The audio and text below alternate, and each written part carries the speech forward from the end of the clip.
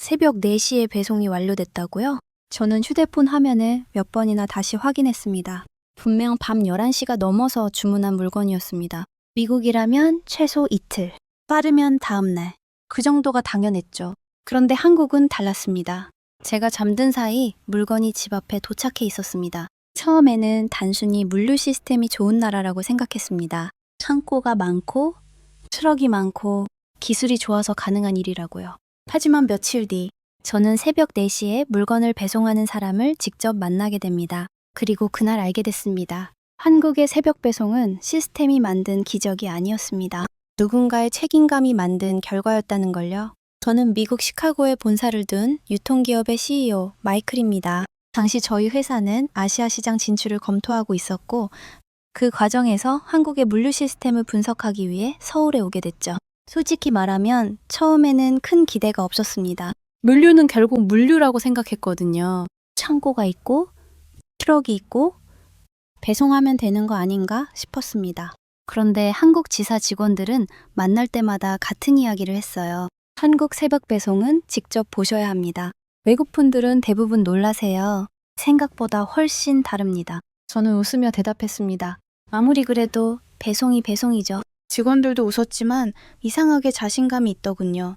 그러던 어느 날 저녁이었습니다. 출장 일정이 끝난 뒤 호텔로 돌아와 인터넷 쇼핑몰을 둘러보고 있었어요. 딱히 필요한 건 아니었는데 직원들이 하도 이야기하니까 궁금해졌거든요. 그때 한국 직원 한 명이 말했습니다. 대표님, 하나 주문해보세요. 내일 아침에 놀라실 겁니다. 저는 시계를 봤습니다. 밤 11시 17분. 미국 기준으로 생각하면 이미 다음날 배송도 어려운 시간이었죠. 그래서 오히려 장난삼아 주문했습니다. 생수 몇 병과 간단한 간식이었어요. 결제를 마친 뒤 직원들에게 보여줬습니다. 자, 내일 보자고요. 직원들은 웃기만 했습니다. 그리고 저는 그대로 잠이 들었죠.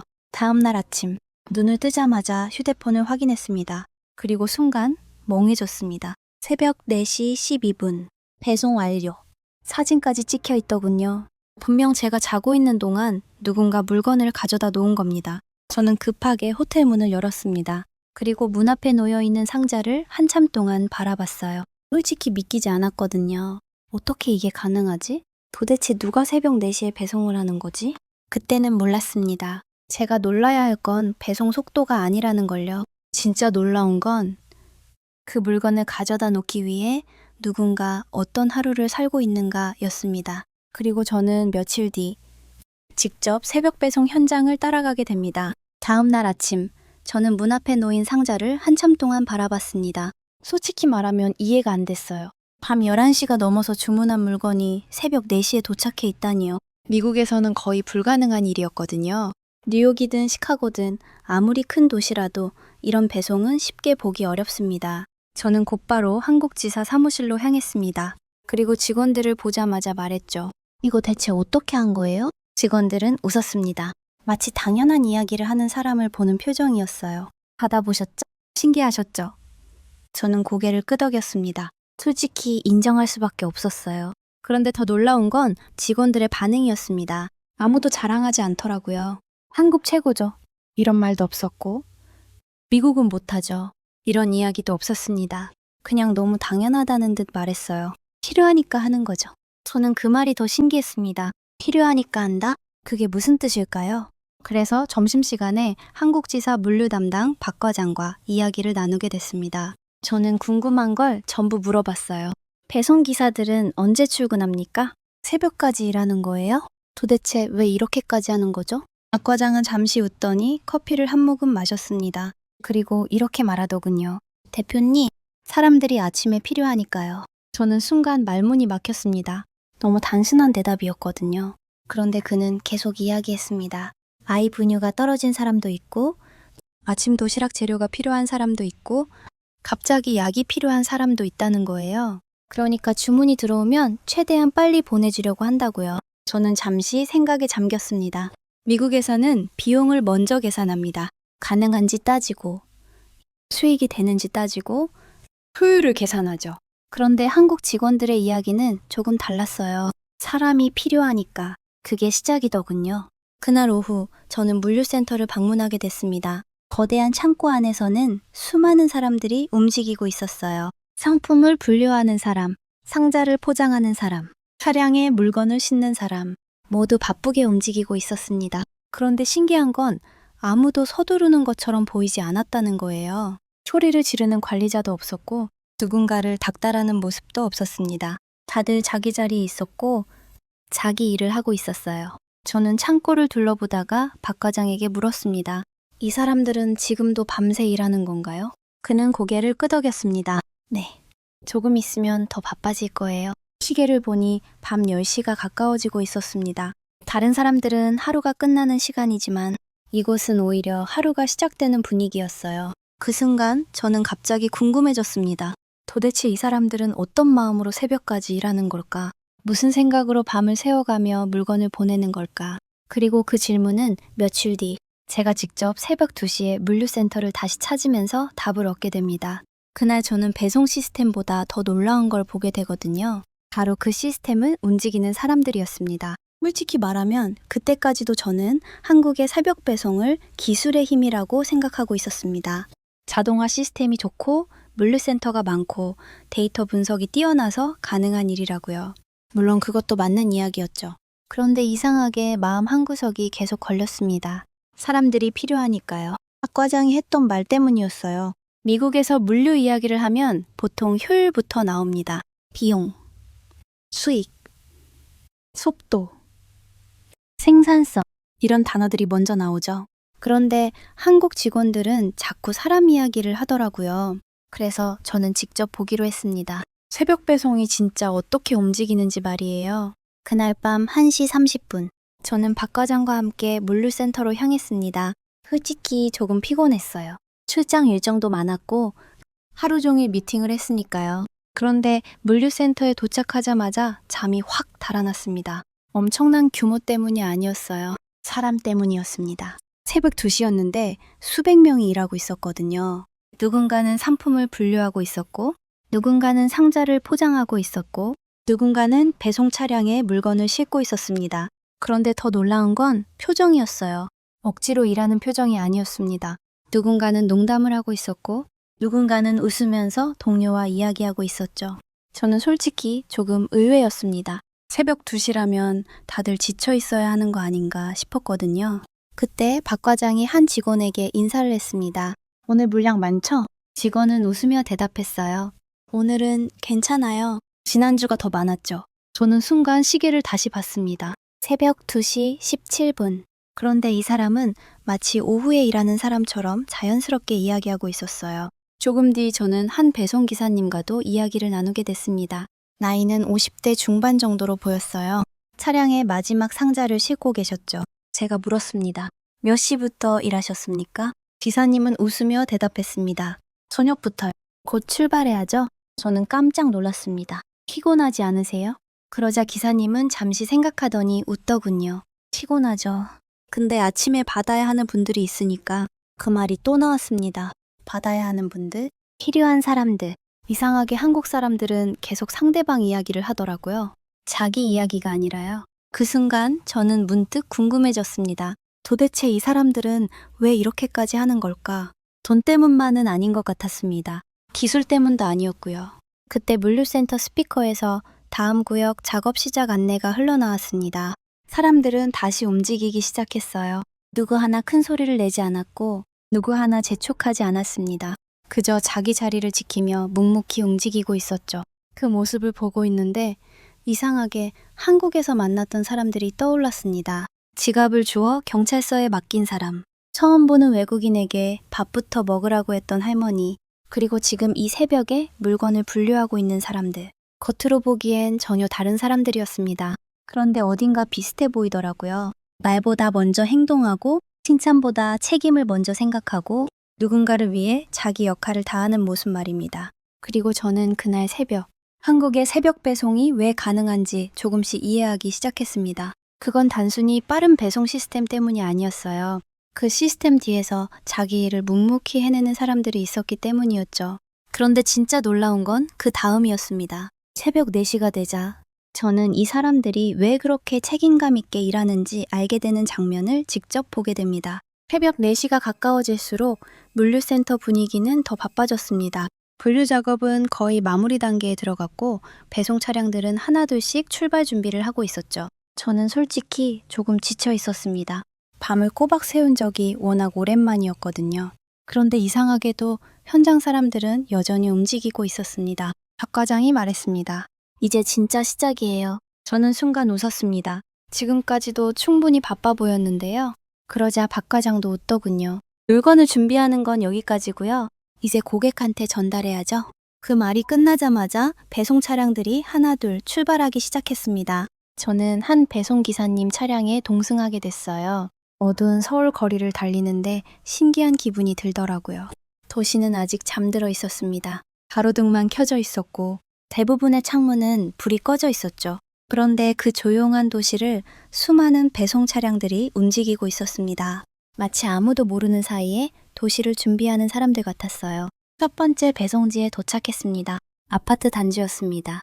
기사님은 조용히 상자를 내려놓고 사진을 찍은 뒤 바로 다음 장소로 이동했어요. 두 번째, 세 번째, 네 번째 계속 반복됐습니다. 그런데 어느 아파트 앞에 도착했을 때 기사님이 잠시 웃더군요. 여기는 매주 주문하세요. 저는 의아해서 물었습니다. 아시는 분이에요? 기사님은 고개를 저었습니다. 아니요. 근데 주문 품목 보면 대충 알죠. 저는 상자를 봤습니다. 기저귀, 분유, 아기 물티슈, 그런 물건들이 들어있었어요. 기사님은 상자를 내려놓으며 말했습니다. 아마 아기 키우는 집일 거예요. 이런 건 늦으면 곤란하거든요. 저는 순간 아무 말도 못했습니다. 왜냐면 그 말이 너무 자연스럽게 나왔거든요. 잠시 뒤 또 다른 배송지에 도착했습니다. 이번에는 생수와 간단한 식료품이었습니다. 기사님은 또 웃으며 말했어요. 여긴 어르신 혼자 사시는 것 같네요. 생수를 계속 주문하시거든요. 저는 점점 이상한 기분이 들기 시작했습니다. 저는 지금까지 배송을 물건 이동이라고만 생각했거든요. 창고에서 집으로, A에서 B로. 그게 전부라고 생각했습니다. 그런데 이 기사님은 달랐어요. 상자가 아니라 사람을 보고 있더라고요. 누가 필요해서 주문했는지, 왜 필요한지, 그걸 먼저 생각하고 있었습니다. 그때 저는 며칠 전 들었던 말을 떠올렸어요. 사람들이 필요하니까요. 그 말이 갑자기 이해되기 시작하더군요. 새벽 배송이 가능한 이유는 단순히 시스템이 좋아서가 아니었습니다. 누군가는 이 물건을 기다리고 있다고 생각하는 사람들이 있었기 때문이었어요. 그래서 새벽에도 움직이고, 그래서 밤을 새우고, 그래서 자기 일을 끝까지 해내는 거였죠. 어느새 동이 트기 시작했습니다. 하늘이 조금씩 밝아지고 있었어요. 기사님은 마지막 배송을 마친 뒤 조용히 웃었습니다. 오늘도 다 끝났네요. 그 짧은 말이 이상하게 마음에 남았습니다. 자랑도 아니었고 대단한 일을 했다는 표정도 아니었어요. 그저 해야 할 일을 마쳤다는 표정이었습니다. 그 순간 저는 처음 한국에 왔을 때의 제 모습을 떠올렸습니다. 저는 한국의 새벽 배송을 기술이라고 생각했어요. 하지만 지금 제 눈앞에 있는 건 기술이 아니라 사람이었습니다. 그리고 저는 그날 아침 한국이 왜 이런 시스템을 만들 수 있었는지 조금 알 것 같더라고요. 그런데 더 놀라운 건 그 다음이었습니다. 물류센터로 돌아가는 길. 기사님이 무심코 꺼낸 한마디가 제 생각을 완전히 바꿔놓게 되거든요. 물류센터로 돌아가는 길이었습니다. 어느새 해가 떠오르고 있었어요. 새벽 내내 어두웠던 서울 거리가 조금씩 밝아지고 있었죠. 출근하는 사람들도 하나둘 보이기 시작했고 도시는 다시 하루를 시작할 준비를 하고 있었습니다. 그런데 저는 이상하게 말이 없었습니다. 머릿속이 복잡했거든요. 몇 시간 전까지만 해도 저는 새벽 배송을 효율적인 물류 시스템 정도로 생각했습니다. 하지만 현장을 직접 보고 나니 생각이 조금 달라졌어요. 누군가는 밤새 물건을 분류했고, 누군가는 새벽까지 포장했고, 누군가는 아직 사람들이 잠들어 있을 시간에 운전대를 잡고 있었습니다. 그리고 그 누구도 대단한 일을 하고 있다는 표정은 아니었죠. 마치 너무 당연한 일을 하고 있는 사람들 같았습니다. 그때 제가 기사님께 물었습니다. 이 일을 오래 하셨어요? 기사님은 웃으며 고개를 끄덕였어요. 꽤 됐죠. 한 12년쯤 됐나? 저는 솔직히 놀랐습니다. 12년이면 정말 긴 시간이었거든요. 그래서 다시 물어봤죠. 힘들어서 그만두고 싶었던 적은 없으세요? 기사님은 잠시 생각하더니 창밖을 한번 보더군요. 그리고 아주 담담하게 말했습니다. 힘들죠. 안 힘들면 거짓말이죠. 저는 고개를 끄덕였습니다. 당연한 이야기였으니까요. 그런데 기사님은 곧바로 말을 이어갔습니다. 근데 약속은 지켜야 하잖아요. 순간 저는 아무 말도 못했어요. 그 말이 너무 자연스럽게 나왔거든요. 마치 설명이 필요 없는 이야기처럼 말입니다. 기사님은 계속 말했어요. 사람들이 아침에 문 열었는데 물건이 없으면 실망하잖아요. 분유 기다리는 집도 있고, 반찬 재료 기다리는 집도 있고, 약 드셔야 하는 어르신도 있고, 그러면서 웃더군요. 그러니까 가는 거죠. 정말 짧은 말이었습니다. 그런데 이상하게 마음에 남았어요. 저는 지금까지 사업을 하면서 수많은 사람을 만났습니다. 성과를 이야기하는 사람, 매출을 이야기하는 사람, 효율을 이야기하는 사람. 그런 사람들은 정말 많았어요. 그런데 새벽 4시에 배송을 하면서 가장 먼저 고객 이야기를 하는 사람은 처음 보는 것 같았습니다. 그 순간 문득 한국에서 만났던 사람들이 떠올랐습니다.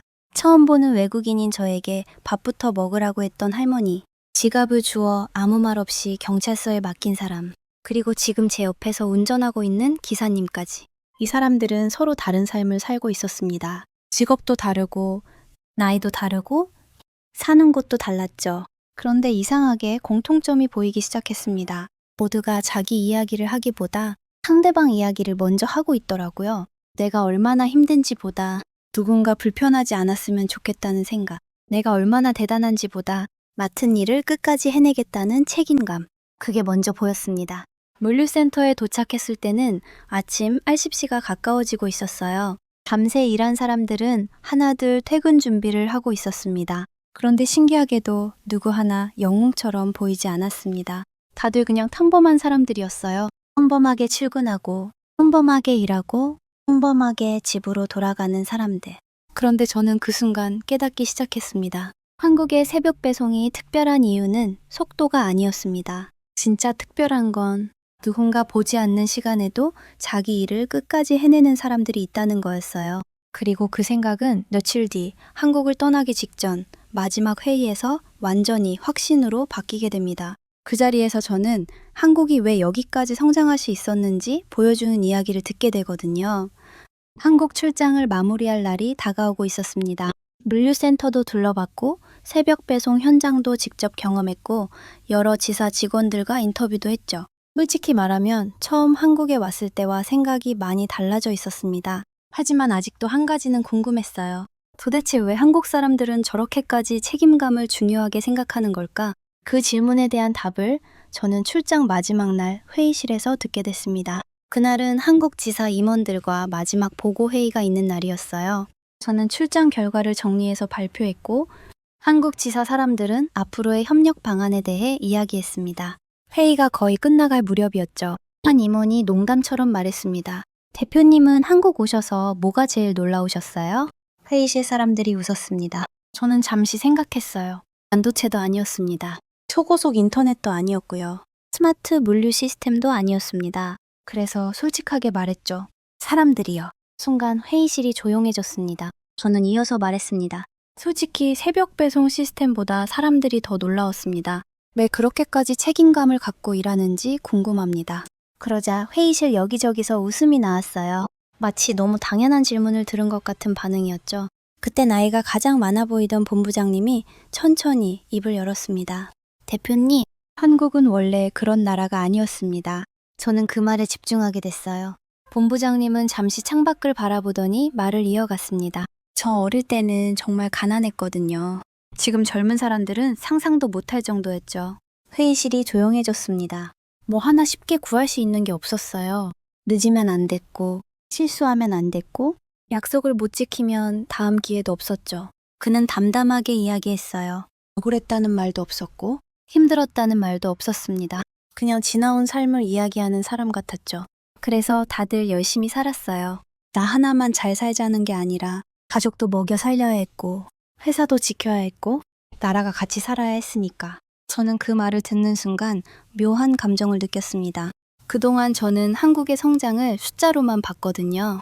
GDP, 수출액, 기업 규모, 기술력, 그런 것들만 봤습니다. 그런데 그 숫자 뒤에는 사람들이 있었어요. 새벽 배송 기사님도 있었고, 물류센터 직원도 있었고, 공장에서 일하던 사람들도 있었고, 밤늦게 공부하던 학생들도 있었겠죠? 누군가는 자기 자리에서 묵묵히 책임을 다했고, 그런 사람들이 쌓여 지금의 한국을 만든 겁니다. 그때 본부장님이 마지막으로 한마디를 하셨습니다. 한국 사람들은요, 특별해서 열심히 사는 게 아닙니다. 안 하면 안 됐으니까 그렇게 살아온 거죠. 순간 저는 아무 말도 하지 못했어요. 그 말이 너무 담백했거든요. 자랑도 아니고, 거장도 아니고, 그저 살아온 이야기를 하는 것 같았습니다. 그리고 저는 그 순간 처음으로 알게 됐습니다. 한국의 새벽 배송이 특별한 이유도, 한국 기업들이 빠르게 성장한 이유도 결국은 기술 때문만이 아니라는 걸요. 그 뒤에는 맡은 일을 끝까지 해내려는 사람들이 있었고, 약속을 지키려는 사람들이 있었고, 묵묵히 자기 책임을 다해온 사람들이 있었던 겁니다. 그리고 저는 한국을 떠나는 비행기 안에서 그 말의 진짜 의미를 다시 한번 생각하게 됩니다. 한국을 떠나는 날이었습니다. 인천공항 활주로를 천천히 움직이던 비행기가 이륙하자 창밖으로 서울이 점점 작아지기 시작했어요. 저는 좌석에 기대어 눈을 감았습니다. 원래 같았으면 출장 보고서부터 정리했을 겁니다. 계약 검토 사항도 있었고 투자 분석 자료도 남아 있었죠. 그런데 이상하게도 머릿속에는 숫자가 아니라 사람들이 떠오르고 있었습니다. 새벽 4시에 배송을 하던 기사님, 밤새 물건을 분류하던 물류센터 직원들, 그리고 마지막 회의에서 담담하게 이야기를 하던 본부장님까지요. 생각해보면 그들은 한 번도 자신들이 대단하다고 말한 적이 없었습니다. 우리가 최고다. 우리가 특별하다. 그런 이야기는 한 번도 듣지 못했어요. 그저 맡은 일을 해야 한다고 했고, 약속을 지켜야 한다고 했고, 누군가는 기다리고 있으니까 움직인다고 했을 뿐이었죠. 그런데 이상하게도 그 모습이 제 마음에 오래 남더라고요. 비행기가 안전고도에 올라가자 승무원이 식사를 가져다 줬습니다. 저는 창밖을 바라보며 멍하니 포크를 들고 있었어요. 그때 문득 미국 본사에서 있었던 일이 떠올랐습니다. 몇 년 전 물류 문제가 발생했을 때였죠. 회의실에서는 책임 공방이 벌어졌습니다. 누가 잘못했는지, 어느 부서 책임인지, 비용은 누가 부담해야 하는지 몇 시간 동안 그런 이야기만 오갔어요. 그런데 한국에서는 조금 달랐습니다. 문제가 생기면 먼저 해결 방법부터 찾더라고요. 누가 잘못했는지보다 어떻게 약속을 지킬지를 먼저 이야기했습니다. 처음에는 그 차이를 잘 몰랐어요. 그런데 이번 출장 내내 같은 모습을 보게 됐죠. 배송기사님도 그랬고, 물류센터 관리자도 그랬고, 한국 지사 직원들도 마찬가지였습니다. 누군가 기다리고 있으니 움직인다. 맡은 일이니 끝까지 한다. 그 생각이 먼저였어요. 그 순간 저는 갑자기 어린 시절 아버지가 떠올랐습니다. 아버지는 작은 공장을 운영하셨는데 늘 같은 말씀을 하셨거든요. 약속은 돈보다 중요하다. 어릴 때는 이해하지 못했어요. 약속보다 돈이 더 중요해 보였거든요. 그런데 한국에 와서 보니 그 말이 조금 이해되더라고요. 신뢰는 하루아침에 생기는 게 아니었습니다. 수많은 사람들이 자기 자리에서 약속을 지켜야 만들어지는 거였죠. 그리고 저는 문득 한국이 왜 이렇게 빠르게 성장했는지 조금 알 것 같았습니다. 많은 사람들은 반도체를 이야기하고 자동차를 이야기하고 조선업을 이야기합니다. 물론 그것들도 중요해요. 하지만 그런 산업도 결국 사람이 만드는 거잖아요. 누군가는 늦은 밤까지 연구했고, 누군가는 공장을 지켰고, 누군가는 새벽까지 물건을 배송했습니다. 그리고 그런 평범한 사람들이 모여 지금의 한국을 만든 거겠죠? 저는 창밖 구름을 바라보며 한참 동안 생각했습니다. 출장 오기 전에 저는 한국을 효율적인 나라라고 생각했어요. 빠른 나라, 기술이 좋은 나라, 그 정도였습니다. 그런데 돌아가는 지금은 조금 달랐습니다. 한국은 빠른 나라가 아니라 책임을 중요하게 생각하는 사람들이 많은 나라라는 생각이 들었거든요.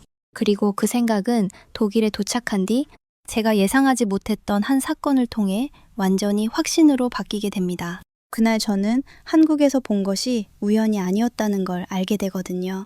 독일로 돌아온 지 한 달쯤 지났을 때였습니다. 한국 출장 보고서도 마무리됐고 일상도 다시 평소처럼 돌아가고 있었어요. 그런데 어느 날 새벽, 본사 물류 시스템에 문제가 발생했습니다.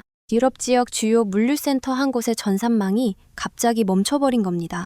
회사 전체가 비상이었죠. 출고가 멈췄고 배송 일정이 꼬이기 시작했고 고객 문의는 쏟아졌습니다. 회의실에는 임원들이 모였고 모두가 원인을 찾느라 정신이 없었어요.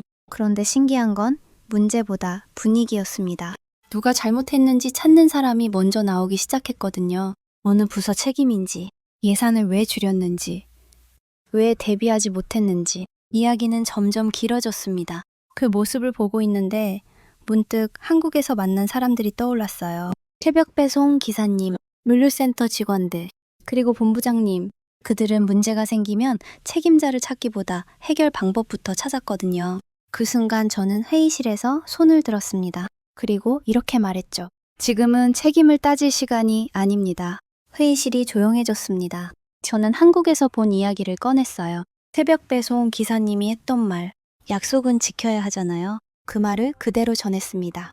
지금 고객들은 이유보다 결과를 기다리고 있습니다. 누가 잘못했는지가 아니라 우리가 어떻게 해결할 건지가 먼저입니다. 순간 회의실 분위기가 조금 달라졌습니다. 그리고 그날 우리는 밤새 해결책을 찾기 시작했어요. 의류를 우회시키고 대체 창고를 확보하고 고객사와 직접 소통했습니다. 물론 쉽진 않았죠. 하지만 결국 큰 문제 없이 위기를 넘길 수 있었습니다. 며칠 뒤 한 임원이 제게 물었습니다. 그날 왜 그렇게 침착할 수 있었습니까? 저는 잠시 웃었습니다. 그리고 자연스럽게 한국 이야기를 했어요. 새벽 4시에 배송하던 기사님 이야기, 밤새 일하던 물류센터 직원들 이야기, 그리고 가난했던 시절을 담담하게 이야기하던 본부장님 이야기까지요. 그 이야기를 하면서 저도 깨달았습니다. 한국에서 제가 배운 건 물류 시스템이 아니었습니다. 새벽 배송도 아니었고요. 더 중요한 것이 있었어요. 바로 태도였습니다. 누군가는 기다리고 있다는 생각, 맡은 일은 끝까지 해야 한다는 책임감, 힘들어도 먼저 해결 방법을 찾는 자세. 그게 한국 사람들이 공통적으로 가지고 있는 모습이었거든요.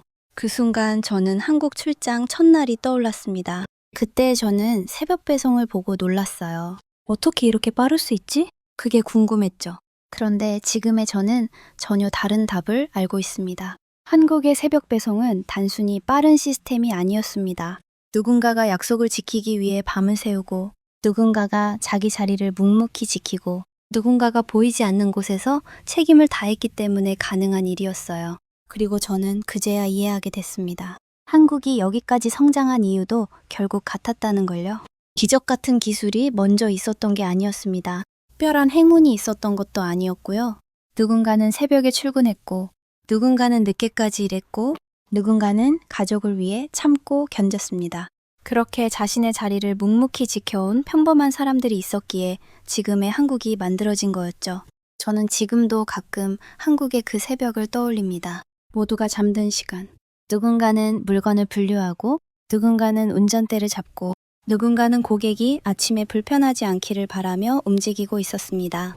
그리고 그 모습을 떠올릴 때마다 이런 생각이 들어요. 한국의 진짜 힘은 화려한 기술이 아니라 사람에게 있다고요. 묵묵히 책임을 다하는 사람, 약속을 지키는 사람, 보이지 않는 곳에서도 최선을 다하는 사람. 결국 그런 사람들이 있었기에 한국은 여기까지 올 수 있었던 것 같습니다.